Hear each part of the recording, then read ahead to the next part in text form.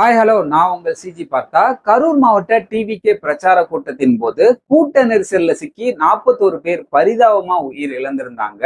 இந்த வழக்கோட விசாரணையை இப்ப சிபிஐ தீவிரப்படுத்தியிருக்கு அப்படின்னு தான் நம்ம சொல்லணும். கடந்த 8 நாட்களாக இந்த வழக்கு தொடர்பான விசாரணையை சிபிஐ குழு மேற்கொண்டிருக்கு. இந்த வழக்கோட ஒரு முன் அறிக்கையை கரூர் குற்றவியல் நடுவர் நீதிமன்றத்துல தாக்கல் செய்யப்பட்டிருக்கு. ஃபர்ஸ்ட் இந்த கேஸ உச்ச நீதிமன்றம் ஐஜி அஸ்ராக் தலைமையில ஒரு குழு அமைச்சு விசாரிக்க உத்தரவிட்டிருந்தது.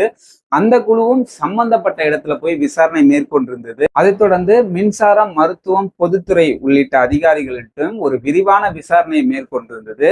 இந்த நிலையில இந்த கேஸ் அக்டோபர் 13ஆம் தேதி சிபிஐக்கு மாற்ற உச்ச நீதிமன்றம் உத்தரவிட்டிருந்தது. சம்பவ இடத்துக்கு போயிட்டு சிபிஐ குழு விசாரணை மேற்கொண்டிருக்கு. அந்த விசாரணையில கூட்டத்துல சில தொண்டர்கள் மரத்தோட கிளையில ஏறி இருந்திருக்காங்க. சோ அப்போதைக்கு அந்த கிளை முறிஞ்சு கீழே விழுந்ததுனால இதுவும் கூட்ட நெரிசலுக்கு ஒரு காரணம் அப்படிங்கிற மாதிரி சொல்லியிருக்காங்க. அதைத் தொடர்ந்து வனத்துறை அதிகாரிகளிடம் விசாரணை நடத்தியிருக்காங்க. தீபாவளி ஃபெஸ்டிவல் முடிஞ்சதுக்கு அப்புறம் இப்ப கரூர்ல மறுபடியும் சிபிஐ விசாரணையை தீவிரப்படுத்தியிருக்காங்க.